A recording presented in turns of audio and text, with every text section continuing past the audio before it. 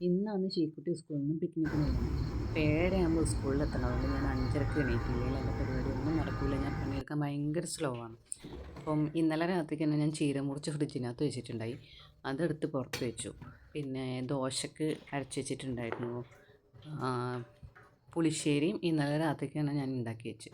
പിന്നെ ദോശക്ക് കടലക്കറി ഉണ്ടാക്കാൻ വേണ്ടി കടല കുതിർത്ത് വെച്ചിട്ടുണ്ടായി.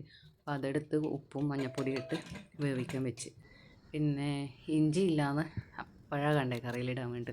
അപ്പോൾ പോയി ഒരു കഷ്ണം ഇഞ്ചി പൊട്ടിച്ചു. നമ്മളിവിടെ കുറച്ച് പച്ചക്കറി ഇട്ടിട്ടുണ്ട്. ഇഞ്ചി, പയർ, പച്ചമുളക്, കാന്താരി അങ്ങനെ.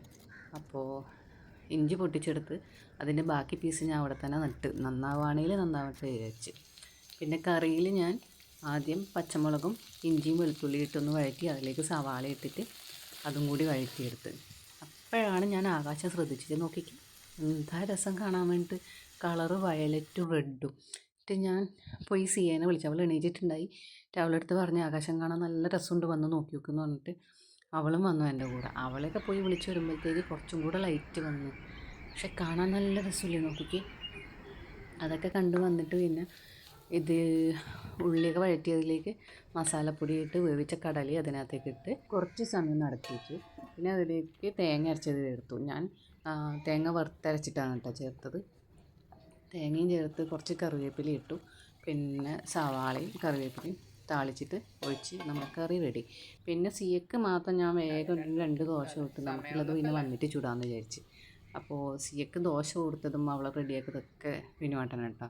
സ്ഥിരം സ്കൂളിൽ പോകുന്ന ടൈമിൽ അവളെ കാര്യങ്ങളൊക്കെ വിനുവേട്ടനാണ് നോക്കുന്നത്. ലാസ്റ്റ് ഞാൻ മുടി കെട്ടി കൊടുക്കാൻ മാത്രം പോയാൽ മതി. പിന്നെ നമ്മളിതേ സ്കൂളിലെത്തി.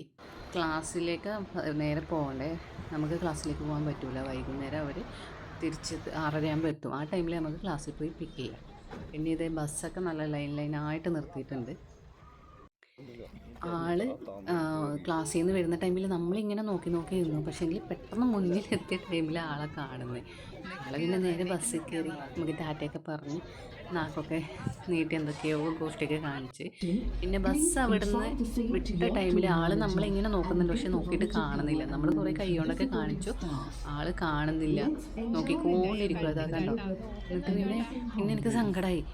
അവൾ നമ്മളെ നോക്കിക്കൊണ്ടിരിക്കുന്നത് നമ്മളെ കാണുന്നുമില്ല. പിന്നെ ബസ് മെയിൻ റോഡിൽ എത്തിയപ്പോൾ കണ്ടിട്ട് നമുക്ക് ടാറ്റയൊക്കെ തന്ന് ആ ടൈമിൽ അവളൊരു സന്തോഷം കാണട്ടോ. പക്ഷേ കാണാത്ത ടൈമിൽ എനിക്ക് ഭയങ്കര സങ്കടം ഉണ്ടായിരുന്നു.